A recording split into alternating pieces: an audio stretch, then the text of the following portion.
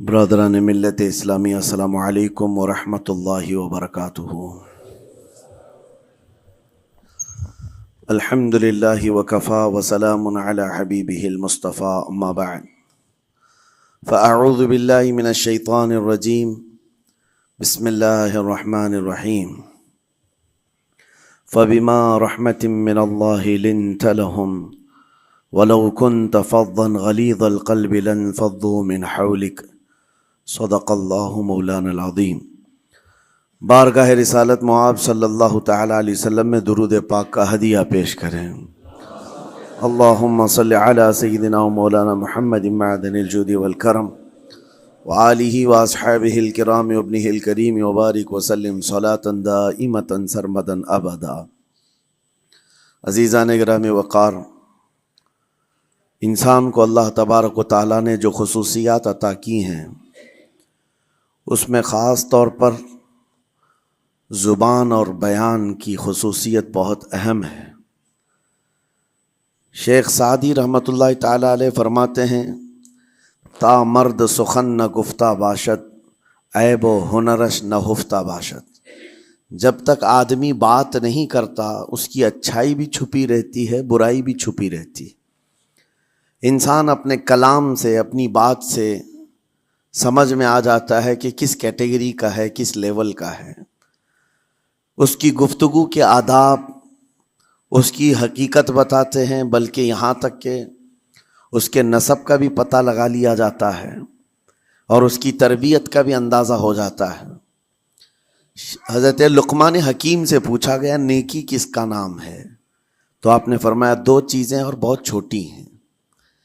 نیکی دو چیزیں ہیں جو بہت چھوٹی ہیں۔ کہا کیا ہے؟ کہا کہ ملاقات میں لوگ اپنے بھائیوں سے مسکرانا اور نرم گفتگو کرنا۔ ساری نیکیوں کی جڑ ہے یہ، نرم گفتگو کرنا اور لوگوں سے خندہ پیشانی کے ساتھ مسکرا کر ملاقات کرنا۔ لیکن میرے عزیزو، یہ دو چیزیں بناوٹی تو بہت سارے لوگوں کے ساتھ آ سکتی ہیں، اخلاق تصنع جس کو کہتے ہیں، تکلف کے ساتھ بہت سارے لوگوں کے ساتھ آ سکتی ہیں، لیکن حقیقت میں جس انسان کی طبیعت میں یہ دو چیزیں ہونی چاہیے، وہ کب سمجھ میں آتی ہیں؟ اس وقت جو مولا علی کرم اللہ وجہہ الکریم نے فرمایا، کسی انسان کو اس کی حقیقت دیکھنا ہو تو غصے کے عالم میں اسے دیکھو۔ وہ اپنے آپے سے باہر ہوتا ہے یا اپنے مزاج کے خلاف کس طرح بات کو سن کر کے تحمل رکھتا ہے۔ سب سے بڑا پہلوان وہ ہے جس نے اپنے غصے کو کنٹرول کیا اور اپنی زبان پر قابو پا لیا، ورنہ یہ وہ لمحہ ہے جب انسان پھٹ پڑتا ہے، جو دل کے اندر ہے سب کہہ جاتا ہے۔ آپ کو میں بتاؤں، نبی کریم صلی اللہ تعالیٰ علیہ وسلم کے عظیم اخلاق کریمہ، بخاری شریف کی حدیث ہے، حضور مسجد نبوی میں تشریف فرما ہے۔ اس وقت مسجد نبوی، آج ہو سکتا ہے آپ کے ذہن میں جو امیج ہے مسجد نبوی کی، بہت بڑی عالی شان مسجد، لیکن وہ زمانہ نبوی میں اس طرح کی نہیں ہے۔ کچی دیواریں تھی، اوپر چھپر کے چھت پڑے ہوئے تھے اور مٹی کی زمین تھی۔ یہ مسجد نبوی کی شکل اس زمانے میں حضور اکرم صلی اللہ تعالیٰ علیہ وسلم اپنے صحابہ کے ساتھ بیٹھے ہیں۔ ایک دیہات کا رہنے والا شخص آیا۔ ایک بات یاد رکھیں کہ دیہات میں، گاؤں میں رہنے والوں کے اخلاق اور تمیز میں بڑا فرق ہوتا ہے، ان کے ہاں آداب کی کمی ہوتی ہے۔ وہ شخص آیا اور مسجد نبوی میں آ کر حضور صلی اللہ علیہ وسلم سے کچھ بات چیت کیا، اور تھوڑی دیر کے بعد مسجد میں ہی کھڑے ہو کر پیشاب کرنا شروع کیا۔ بخاری شریف میں یہ حدیث موجود ہے۔ جب مسجد نبوی میں کھڑے ہو کر پیشاب کرے تو صحابہ اکرام سب دیکھ کر کے دوڑانے لگ گئے، خذوہ خذوہ، پکڑو اس کو، پکڑو اس کو، اور صحابہ دوڑاتے تھے، وہ پیشاب کرتے ہوئے بھاگتا تھا پوری مسجد میں۔ نبی پاک صلی اللہ تعالی علیہ وسلم نے فرمایا، دعوہ، چھوڑ دو اس کو، کر لینے دو، پیشاب کر رہا ہے مسجد میں، چھوڑ دو اس کو۔ جب وہ صحابہ اکرام حضور کا حکم سنتے ہیں، سب پیچھے ہٹ گئے۔ تھوڑی دیر کے بعد نبی کریم صلی اللہ تعالیٰ علیہ وسلم نے صحابہ سے فرمایا، پانی کے ڈول بھر کر کے لائے جائیں۔ صحابہ سے ہی منگوایا، پانی کے ڈول بھر کر کے لائے گا اور مسجد نبوی کے میدان میں فرش پر بہایا گیا اور صاف کیا گیا۔ اب وہ شخص نہایت ہی ڈرا سہما کھڑا تھا، میرے ساتھ کیا ہوگا پتہ نہیں، میں نے پیشاب کیا، اب مجھے یہ لوگ قتل کر ڈالیں۔ نبی کریم صلی اللہ تعالی علیہ وسلم نے قریب بلایا اور فرمایا، نہایت نرم گفتگو کے ساتھ حضور فرماتے ہیں، یہ اللہ کا گھر ہے، یہاں پیشاب نہیں پیشانیاں رکھی جاتی ہیں۔ بس یہ جملہ ہے، بخاری شریف میں موجود ہے، یہاں عبادت کی جاتی ہے۔ اتنا کہہ کر رخصت ہو گئے، رخصت کر دیا۔ وہ دیہات سے آیا ہوا جو نوجوان تھا یا شخص تھا، باہر نکلتے ہی وہ کلمہ طیبہ پڑھ کر حضور کی غلامی میں شامل ہوا۔ میں نے وہ بلند عالی اخلاق نہیں دیکھے۔ نبی کریم صلی اللہ علیہ وسلم کے بارے میں قرآن کہتا ہے، فَبِمَا رَحْمَةٍ مِّنَ اللَّهِ لِنْتَ لَهُمْ، اللہ کی رحمت سے آپ لوگوں کے لیے نرم ہیں، اس لیے لوگ آپ کے ارد گرد لگے ہوئے رہتے ہیں۔ وَلَوْ كُنْتَ فَظًّا غَلِيظَ الْقَلْبِ لَانفَضُّوا مِنْ حَوْلِكَ، اے رسول اگر آپ سخت دل ہو جائیں تو پھر یہ سب چھٹ جائیں گے، آپ سے دور ہو جائیں گے۔ اس رسول کے لیے جب کہا گیا ہے کہ اگر آپ سخت ہو جائیں تو لوگ چھوڑ کر کے دور ہو جائیں گے، تو ہمارے اور آپ کے لیے کس قدر لہجے کی پابندی ضروری ہے۔ ہاں عزیزان گرام وقار، اپنی گفتگو، اپنے کلام، اپنی بات چیت سے آپ اپنے سلیقے بتاتے ہیں۔ گالی گلوچ کرتے ہوئے جن کی صبح شامیں ہوتی ہیں، ان کو دیکھ کر کے ہی پہچان میں آ جاتا ہے کس گھر سے یہ تعلق رکھتا ہے، کہاں ان کی تربیت ہوئی ہے، کس طرح ان کے آداب سکھائے گئے۔ اسی لیے میرے عزیزو، بچوں کو آوارہ بھی نہ چھوڑ دینا کہ وہ اپنی زبان گلی کوچوں سے سیکھ کر کے جائیں۔ کل کو ہوگا یہ کہ اس کی زبان کی وجہ سے لوگ تمہیں تان و تشنیع کریں گے، اس کا باپ ایسا ہوگا اس لیے بچہ ایسا ہے، اس کی ماں اس طرح ہوگی اس لیے اس کی گفتگو ایسی ہے۔ کیونکہ موسٹلی زیادہ طور پر بچے اپنے ماں باپ کے اخلاق کو نقل کرتے ہیں، ٹرانسفر ہوتی چلی جاتی ہیں۔ ایک بار حضور اکرم صلی اللہ تعالی علیہ وسلم مسجد نبوی سے باہر نکل کر جا رہے ہیں۔ توجہ میرے عزیزو، اخلاق کہاں دکھانے چاہیے اور ہماری بات چیت کے انداز ہمیں کہاں ہونا چاہیے، میں آپ کو بتاؤں۔ حضور تشریف لے کر جا رہے ہیں، صحابہ اکرام کھڑے تھے حضور کے اطراف۔ مدینہ طیبہ کی ایک بوڑھی خاتون جس کا ذہنی توازن کھویا ہوا ہے، یعنی وہ دماغی طور پر ڈسیبل ہے، اور وہ آئی جا رہی تھی۔ لوگ جب بھی اس کو دیکھتے راستہ کاٹ لیتے، وہ جس کو بھی پکڑتی تھی سنانا شروع کرتی تھی، جو منہ میں آئے بکنے لگ جائے، اور لوگوں کو تنگی محسوس ہونے لگتی۔ صحابہ نے دیکھا کہ یہ عورت آ رہی ہے، حضور کی طرف آ رہی ہے، سب نے حضور صلی اللہ علیہ وسلم کو گھیر لیا، اس کا راستہ روکنے کے لیے۔ اب آئے گی اور نبی کریم صلی اللہ علیہ وسلم کے پاس اگر زبان درازی کرنے لگ جائے، پاگل عورت ہے، اور بک بک کرنے لگ جائے، حضور پاک صلی اللہ علیہ وسلم کے ادب میں کہیں کمی نہ آ جائے۔ صحابہ کا یہ ہمیشہ اہتمام رہتا۔ حضور اکرم صلی اللہ علیہ وسلم نے دیکھا تو صحابہ سے کہا، ہٹ جاؤ، اس کو آنے دو، ہٹ جاؤ، اس کا راستہ چھوڑ دو۔ صحابہ نے کہا، یا رسول اللہ صلی اللہ علیہ وسلم، اس کا ذہنی توازن ٹھیک نہیں ہے، دماغی طور پر وہ عورت ٹھیک نہیں ہے، وہ آئے گی اور لمبی باتیں کرتی ہے، لا یعنی باتیں کرتی ہے، کہیں آپ کی شان پاک میں کوئی گستاخی نہ ہو جائے۔ صحابہ روک رہے تھے، حضور پاک صلی اللہ علیہ وسلم نے سختی سے فرمایا، ارشاد فرمایا، ہٹ جاؤ، اس کا راستہ چھوڑ دو، مجھے پتا ہے پورے مدینے میں اس کی کوئی نہیں سنتا، میں بھی نہ سنوں تو کس کو سنائے گی، اگر میں بھی نہ سنوں تو وہ کس کو سنائے گی۔ یہ میرے مصطفیٰ کریم صلی اللہ تعالی علیہ وسلم کے دربار عالی جاہ کی وہ بلند اخلاق کریمانہ کی ایک مثال ہے، جس کو خود میرے آقا نے فرمایا، بعثت لأتمم مکارم الاخلاق۔ عزیزان اکرام وقار، لوگوں کے آج حالات ایسے ہیں کہ اچھے لوگوں کے ساتھ اخلاق الگ دکھائے جاتے ہیں، چھوٹے لوگوں کے ساتھ اخلاق الگ دکھائے جاتے ہیں۔ سٹیٹس کا آدمی ہو تو اس کے ساتھ ملنے کے طریقے الگ ہیں، اور غریب کوئی آ جائے، فقیر کوئی آ جائے تو اس سے ملنے کا انداز الگ ہو جائے. یہ نہ ہو، یہ ہم سب کے لیے نصیحت ہے. اسی ممبئی کی سرزمین پر میں آپ کو بتاؤں، ایک ماہم شریف میں بزرگ حاجی صاحب ہوا کرتے تھے، آج سے تقریباً 10-12 سال پہلے کی. وہ کئی لوگوں سے ایک سوال کرتے تھے پکڑ پکڑ کر کے کہ میرا ایک سوال ہے، آپ جواب دیں گے، میرا ایک سوال ہے. کئی علماء سے انہوں نے پوچھا، مجھ سے بھی انہوں نے، جب میں نیا تھا مصر سے پڑھ کر کے آیا تھا، میرے پاس آ کر کہا کافی سالوں سے میرے ذہن میں ایک سوال ہوتا ہے، میں آپ سے بھی پوچھنا چاہتا ہوں. کہا بتائیے کیا ہے. کہا میں حضور سرکار مجاہد ملت رحمت اللہ علیہ کا مرید ہوں.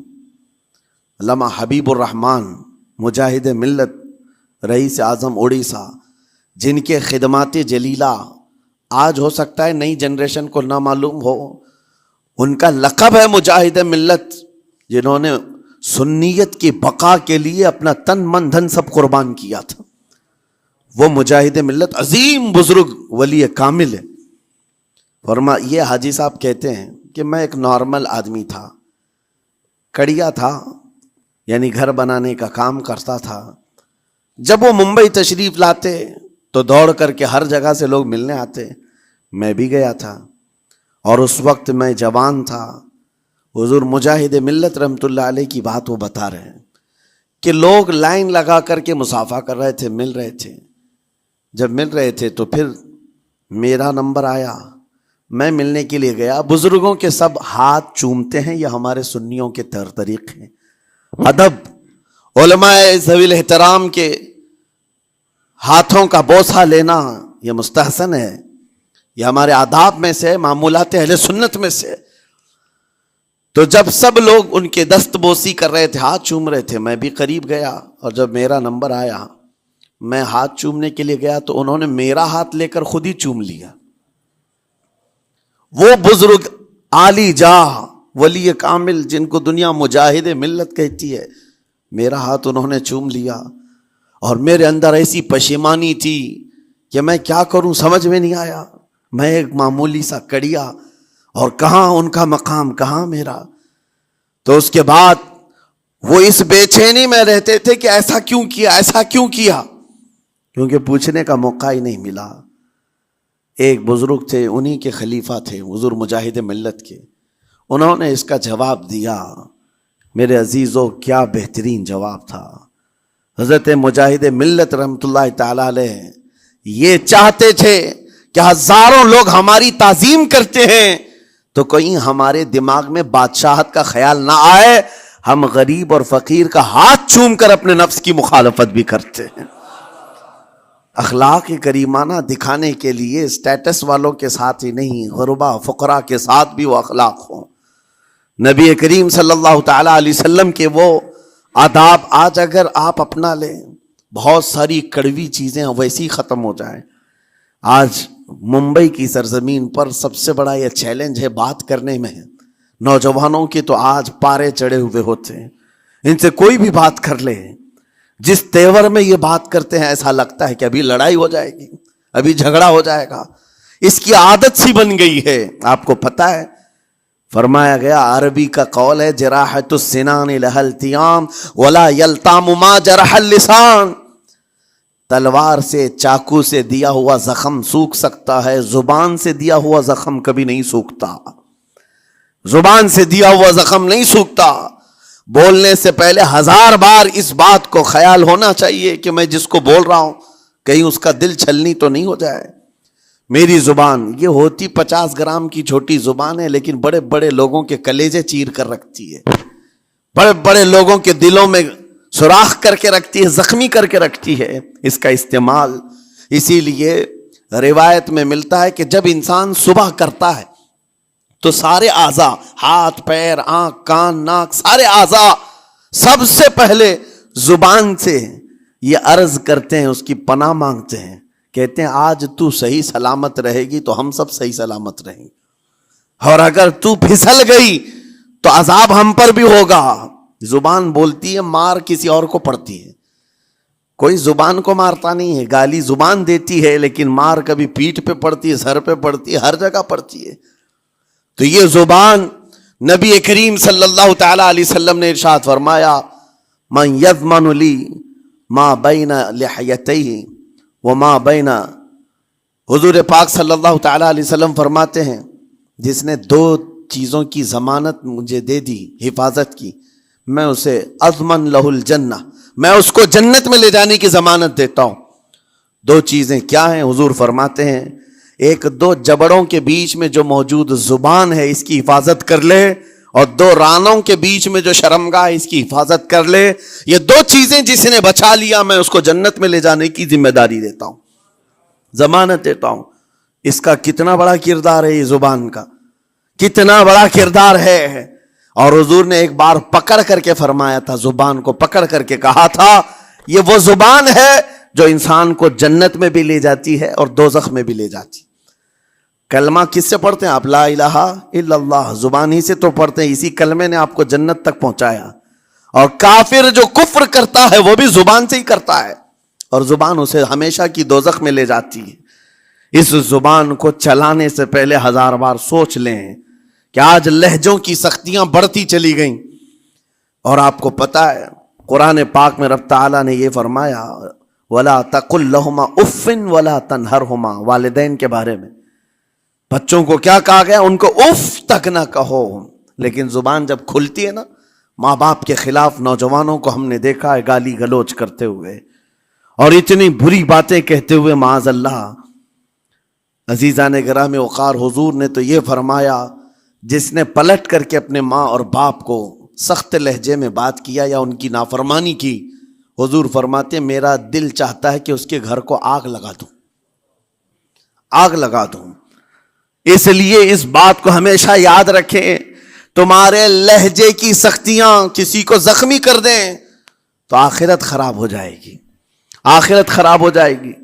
حضرت علقمہ رضی اللہ تعالیٰ عنہ حضور کے صحابی ہیں، حضور صلی اللہ علیہ وسلم کے صحابی ہیں، آخری وقت آ گیا تھا لیکن زبان نہیں کھلتی تھی۔ حضور پاک صلی اللہ علیہ وسلم کے پاس سفارش لائی گئی کہ آپ کے وہ ساتھی ہیں انتقال کر رہے ہیں لیکن زبان پر کلمہ بھی نہیں آتا۔ حضور تشریف لائے، دیکھا، پوچھا گھر میں ان کے کون کون ہے؟ کہا بیوی ہے اور ماں ہے۔ ماں کو بلایا اور کہا علقمہ کے بارے میں کیا کہتی ہو، کیسا تھا؟ کہا بہت اچھا، پرہیزگار، عبادت گزار، سارے نیکوکاریاں اس کے اندر ہیں۔ تو پھر حضور نے پوچھا اچھا یہ بہت نیک تھا، تم بھی اس سے راضی ہو کہ نہیں ہو؟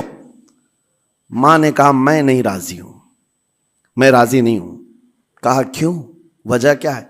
کہا یا رسول اللہ میرا اکلوتا بیٹا، میرا تنہا بیٹا تھا، بڑی محبتوں کے ساتھ اس کو پالا تھا، اور جب میں نے اس کی شادی کی اپنی بیوی کو لایا، اور جب بیوی گھر پر آ گئی تو میری بات کو ہلکے میں لیتا، اپنی بیوی کی بات کو فوقیت دیتا، ترجیح دیتا، اور اس وقت غالباً یہ باتیں تھی کہ زبان سے کوئی کلمہ ان کے نکلا ہوگا جو بیوی کی حمایت میں تھی، ماں کو تکلیف پہنچ گئی۔ کہا میرا دل گوارا نہیں کرتا، میں اس سے راضی نہیں ہوں، باقی وہ بہت نیک بندہ ہے، بہت اچھا ہے۔ حضور نے فرمایا دیکھو زندگی کے آخری پڑاؤ پر آ چکا ہے، روح نکلنے کو ہے، معاف کر دو۔ وہ بھی صحابیہ تھی، انہوں نے کہا آقا آپ کا حکم ہے یا مشورہ ہے؟ اگر حکم ہے تو پھر ماننا ہے۔ حضور نے فرمایا نہیں، حکم نہیں، مشورہ ہے۔ کہا مشورہ ہے تو پھر دل نہیں چاہتا، دل نہیں چاہتا۔ حضور نے فرمایا صحابہ سے کہ لکڑیاں جمع کرو، آگ لگاؤ اور انہیں اٹھاؤ، آگ میں ڈال دو۔ آگ دہکائی گئی تو ماں کی ظاہر سی